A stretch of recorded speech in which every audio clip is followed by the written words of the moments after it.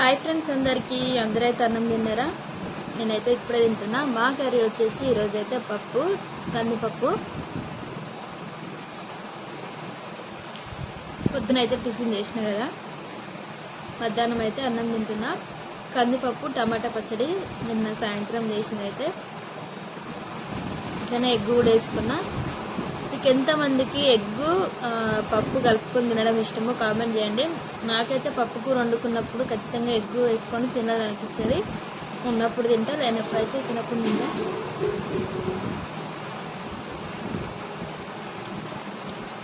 మీరందరూ అయితే అన్నం తిన్నారా? టైం వచ్చేసి 1:40 అవుతుంది.